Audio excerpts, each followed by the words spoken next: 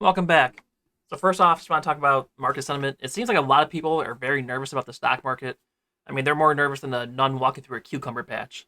We've had these recent swings going down and up, and people that were over leveraged have been exposed, and they are questioning their trading styles, which is a good thing because if you're not questioning your trading style, you're not learning, you're not growing, you're not becoming a better investor. So take this as an opportunity to question how you've been trading, how you feel during this time, and see if there's any improvements you can do to your trading style and just kind of improve overall. Like it's just an opportunity to learn. Uh, Something I like about what's just happened recently is it feels like the market just kind of gave us a roadmap to the upside. So for the longest time, we've been at all-time highs, all-time highs. So it's been tough to kind of go short, bear short on the market because you don't know where those prices, where the stocks can go up. But now that we've had this huge uptrend for a long time and we've had this pullback down, like the charts, you can now see where you can sell some bear call spreads because you can see where people are going to be, where the stock is going to slow down, do the volume profile. And that's because a lot of people are stuck holding bags and they're going to want to get out when the price gets up there. So it's kind of giving you a roadmap on when you can sell like bear call spreads or now you can sell iron condors because you have more information available to you because they kind of plot out the course that you're going to be going as the stock market starts going back up. Uh, Whether we're going back up now or trend down a little bit longer, who knows? I'm probably uh, biased towards the bullish side, so I think we've kind of seen our bottom where it is, and we might start trending up. I think it's going to be a slow climb back up. We're not going to see a quick jump up like we have in the past. It might, I mean, SPY might finish like neutral or even like slightly negative on the year, but I think we'll be higher than where we are now. That's kind of my outlook moving forward. Going to my portfolio review. So as always, I show the daily close snapshots. Now I don't put too much weight onto these. They just kind of tell you that something's going drastically wrong. Is how I feel. So usually, I feel like my portfolio swings plus or minus 1,500. If it swings more than that, then I probably have something going really badly against me, and it's just kind of nice to see that over time. But anyway, here's how this looks. So Monday down 152, Tuesday down almost 1,000, Wednesday down 148. But like all three of these days, the market was up at one point. I was doing all-time highs just to have it close red. Like it's annoying. uh, Thursday almost lost another thousand, and then Friday, the daily was up about $3,000, which is more than all this combined. So that means overall I'm up. I'm back above the 200K mark, which is awesome. Only about 4,600 away from all-time highs, so that's pretty nice. I'm not gonna lie. Uh, Something else I wanted to kind of showcase here is somebody talked to me about a option strategy that they saw from another YouTube channel that could sounded really good. So tomorrow there's gonna be a video where I talk about that strategy and then I actually go through and back test that strategy for like the last 2 years to see if it holds up. So I'm hoping it does. I haven't done the back test yet, and we'll see how that goes. So look for that for tomorrow. Uh, I'm jumping in here. Year to date change, my account's up 22,000. I'm up 12.6% on the year. I haven't done any deposits in January, so this is all gains from trades. And this week, overall, I'm up $836. Can't complain there. Uh, didn't get to notch this down yet. I think I need 201 before this becomes a 32. Uh, Quick overview. I didn't realize any gains this week, so this is still the same. Although I did go ahead and look at reports, look at the dividend income so far, and I've been paid 513 so far with all my dividend positions that I have. I expect this will be close to about 1,100 when everything is said and done. What else I want to look at here? I did open up a new position this week, and actually, let me put this on full screen for you. I did open up a new position this week. I sold a Netflix put. We're talking about that trade later, but my notional value is 50,000. But I want to pretend that I have a 64K account for my options trading, so I'm within range, so I can still put on some more stuff when I see like a nice opportunity. But this next Netflix put I put on is going to take up a lot of that notional value, and it's only going to get me about 400 bucks. All right, let's go ahead and look at interactive brokers. Oh, look at that. This actually just went up, so that's nice. Because remember, your account still moves after market because there's after market trading hours, and so stuff still moves. Anyway, let's go ahead and look at the trades I did this week. I did buy the dip a little bit, and you see what I mean. So I actually went and picked up a lot more shares of DIVO, and then picked up 60 shares of JEPI. So I don't know whether or not this was the bottom or not, but I wanted to pick up these stocks at these prices, lower my cost basis, and I wanted to increase my dividend portfolio size, and I had the cash available to do it. Since I wasn't using it to secure option positions, it felt like it was a waste opportunity, so I picked up some more shares. Now for DIVO, I was actually looking at selling some puts, 4 puts, I think at the 37 strike, because that would have been in the money. But I couldn't really get a fill. The extrinsic value I was picking up for it was only about 10 cents.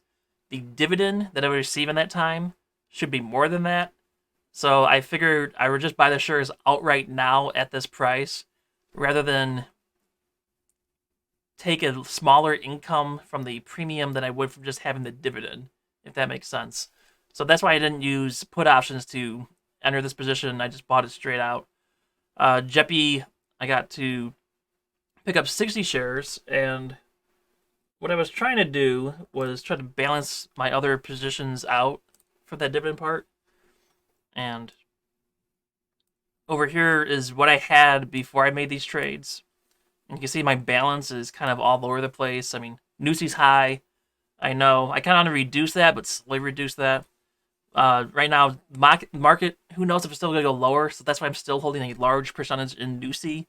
But I do want to trim that down over time and get a more balance, like go with the quadfecta portfolio that you see that's advertised everywhere, where it's like 25% for everything. I might be a while before I get to that point. But after I did all my calculations to figure out how many shares I needed to buy, this is my makeup now. So the other 3 positions are at 17%. My Nusi was reduced by 6% because I put in a lot more cash in here. The market value of these positions, it went up from 144 to 163. Remember, I made some money off some questionable trades off Amazon, and I decided to put that into the dividend portfolio. Overall, my annual dividend income went up about $1,074. That's about $80 a month, and that cost me about $20K to get. So $20K to make $80 a month. If you find that interesting, I don't know. My monthly dividend should be up to about $1,154 from all my dividend stuff overall now. Well, excluding the MFA stuff, but you get the point. So like, this is just gonna be passive income that's just coming in, dripping in, buying more income, which is pretty neat.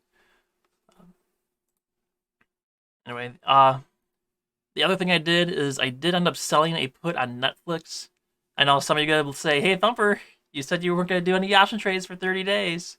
Well, I was emotional when I said that, but I am trying to be very picky about when I enter positions. And even before I put this on, I was kind of talking about a questionable version or a questionable play to put on Netflix, which was still anti-theta. And ultimately, when I came to my senses, decided, you gotta stick with the theta plays. They've been working. Why go away from it? The opportunity that Netflix presented is just something that would be an automatic play, like no matter what for me. In fact, like if this was me in 2020, I probably would have sold like 4 or 5 of these. But new me is trying to like spread that risk out a little bit more and manage how much my notional value is. So I only did 1 put here, and it also helped having other people to talk to, because I was talking with Hidden Freedom Investing, Dave, and he actually agreed with this play. Actually, he's the one who lowered it to 300. I was fine with selling at a higher put level, but I decided to go Dave safe and kind of parrot him once he heard my idea. Let's go ahead and look at Netflix and just kind of talk a little bit about why I just really wanted to sell a put on Netflix. Like, I mean, just look at the chart, guys. Like, here, let's even expand to 2 years. Let's see what the 2 years look like. Yeah, same thing. Like 2 years, it barely got to 290. That was during the March pandemic, that March dip. Aside from that, it's always traded like 390. at the minimum until like just recently. When we got to the giant dip now, this happened on extreme selling pressure where the buying did not have any chance of catching up. I mean, just look at the volume over here. Hopefully you can see that clearly. We got like 60,000 shares traded right there, or sorry, 60 million shares traded, 32 million shares traded. Like the volume has just been hard. A lot of selling pressure. The once it hit 350, buyers came in and have proven that like 350 is gonna be a strong support. So I would have been fine with selling at like 340 because I just feel like there's gonna be buyers. There's a huge demand at this level. It's gonna be hard for it to break through 350. In fact, I bet Netflix would be back up to like 450 by the time this contract expires. Again, just look at the volume profile, just how much this was. Sorry, 60 million. And the other day, it's about 4 million. So that's like 20 days of volume just in one day. And it's just all selling pressure. I just don't trust this drop. I think there's a good potential for the gap up.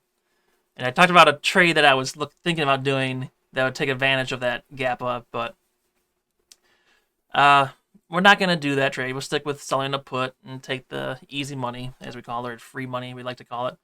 RSI obviously indicates it's severely oversold. Implied volatility is through the roof right now on it. And if we go back in time throughout February, like it tends to drop drastically.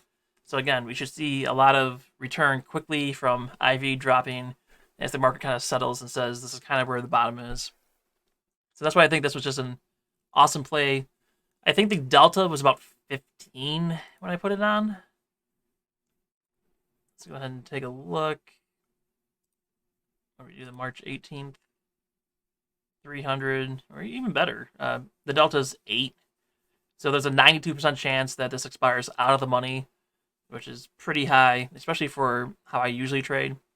Like I usually find selling at the 30 delta, and what I was originally looking at doing was actually the 340, which was 20, so that would have been safe even for me. Would have been a nice premium there. Because again, I think 350 is going to be a very strong support for a while.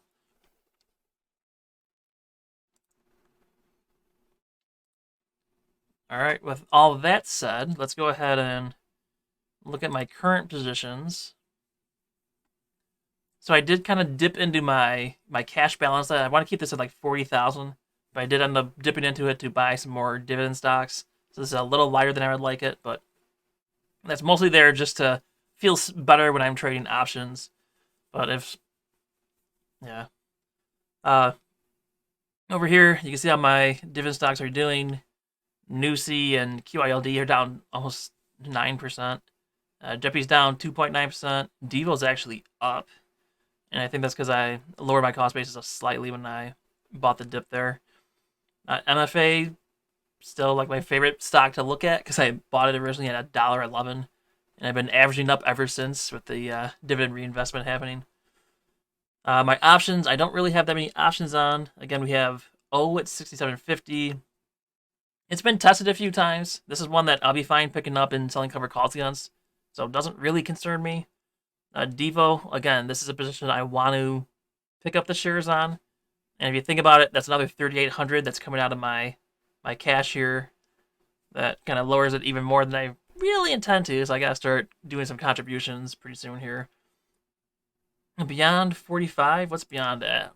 I'll be honest, I haven't looked at the stock market that much this week.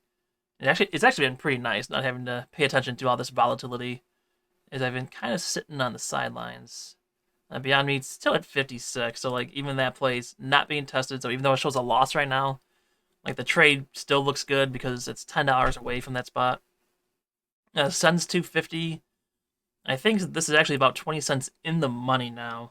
I'll take those shares if I need to. I think Suns is one of those stocks that we're going to continually see head up to like 350. That you can turn around and sell it and make some easy money. So I'll be fine taking those shares as well. And the Netflix put looks like we're already up 17%. That's pretty nice. And I think that's going to go up pretty quickly, to be honest. And then obviously down here we have my Hyliion play that has until 2024 that's showing negative 22,000%. uh, it's probably near max loss almost. That's crazy. Anyway, I think that wraps up this video, guys. If you have any questions, leave them in the comments below. I'd love to respond to them. I respond to every comment that I can. And I hope you guys join me tomorrow for that video. I plan on doing a lot of work to set that video up. Gonna talk about everything about that strategy, and then the back test I think is to be very thorough and really tell you if it works or not. See you guys tomorrow.